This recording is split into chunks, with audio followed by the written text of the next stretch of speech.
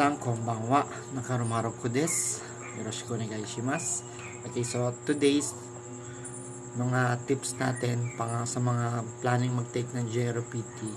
Ayan, so to iyo imi. To iyo imi desu. Ano daw ang ibig sabihin? Ano, grammar lesson tayo ng N1 to iyo imi. Desu. To iyo desu. Ayan, ganyan lang tayo Example, paano ginagamit yung to iyo. To iyo. So, ito na. So, yung to iyo ay ginagamit para ipakilala o ipaliwanag ang isang bagay, lalo na kung sa tingin mo ay hindi pa ito alam ng kausap mo.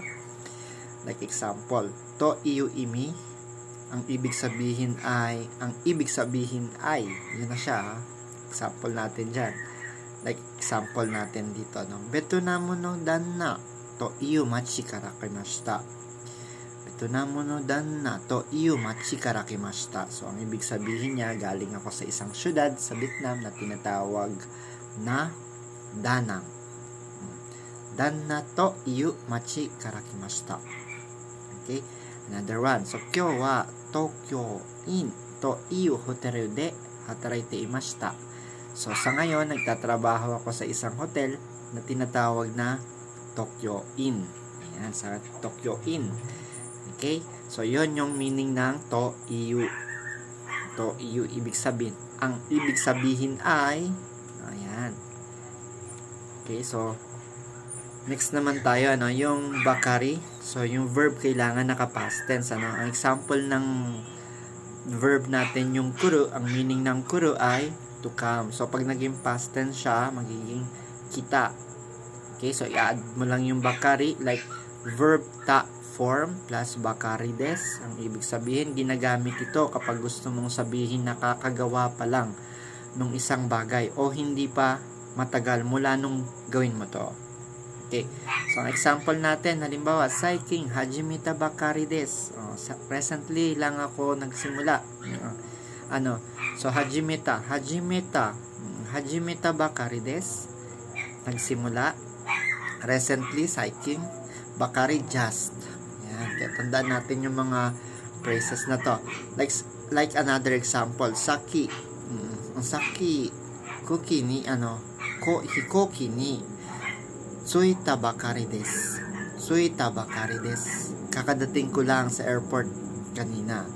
Saki, hikoki ni tsuita bakari des. Ang meaning ng bakari ay kakagawa pa lang ng isang bagay. So, remember nyo po yan, Another example, naman tayo, from verb plus te imashita. Remember nyo po ito, Yung verb in te form plus yung imashita, ito ay ginagamit para sabihin na ginagawa mo ang isang bagay noon, usually for the past, continuously, o kung ano yung trabaho mo noon. Kaya tandaan nyo po siya, yung mga naging trabaho natin to. So, like example natin, Betonamo dewa,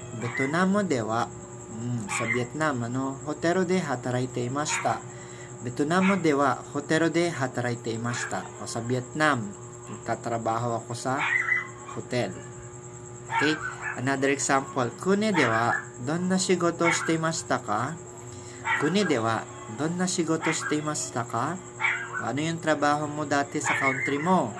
Kaya pag tinanong ka, ito yung ginagamit natin. Next, another example natin dito, Sabi dito, tour guide no shigoto shite imashita ka? Tour guide no shigoto shite imashita ka? Yon, so nagtatrabaho ako bilang tour guide. So, I hope guys this video is helpful for you guys, So, don't forget to like and share para sa JLPT o sa JFT na ititik natin, medyo memorize nyo siya. Okay? So, thank you very much guys. Matane.